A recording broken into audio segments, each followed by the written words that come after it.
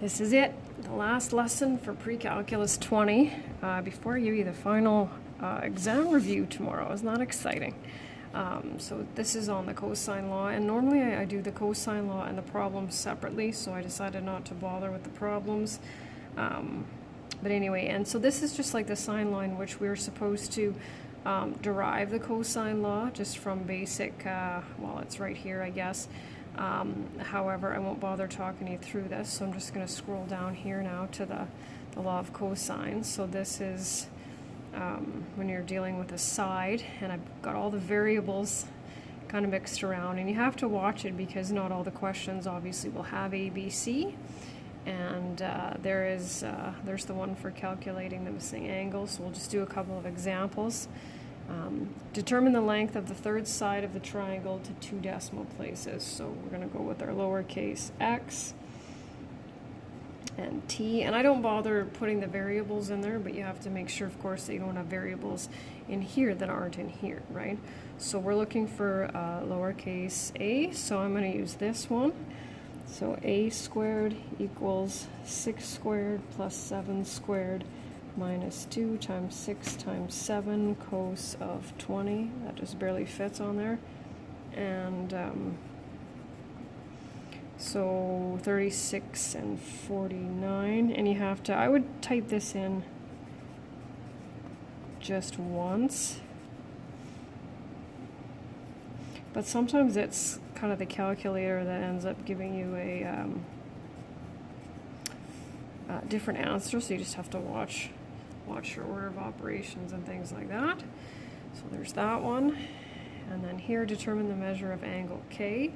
And so it doesn't really matter which one of these we use, but of course if you look at this variable and where it is over here, etc., it's not too hard to deal with.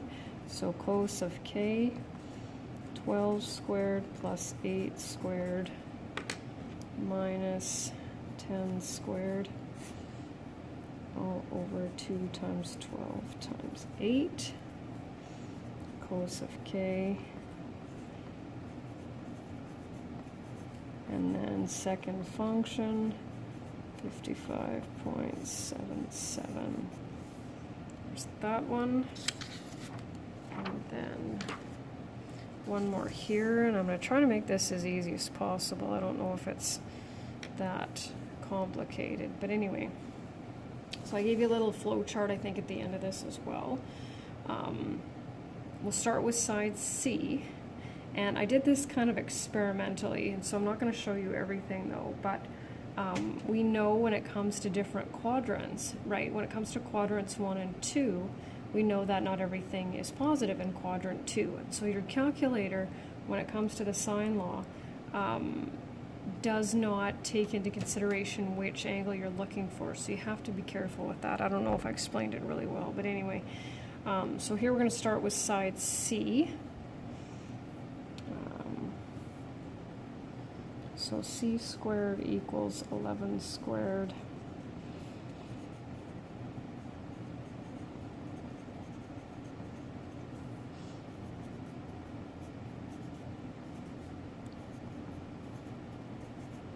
So 6.5, I moved it over here. So it says, if using sine law, always find the smaller of the two angles first. And if using the cosine law, it doesn't really matter. So I look at that and say, okay, I'm going to use the cosine law. And there's an explanation there for you if you want to take a look at that one. But I did experiment with it, and sure enough, we can tell when we look at this angle here that it's going to be obtuse. And when we use the sine law for this one, we get 35 for that. And we know that's not 35 degrees, so we have to subtract that from 180. So I'm just going to put what we need here. Anyway, I'm going to calculate B first. Cos B, whereas the cosine law will take into account what you're dealing with. It's kind of a neat thing, I think. Cos B.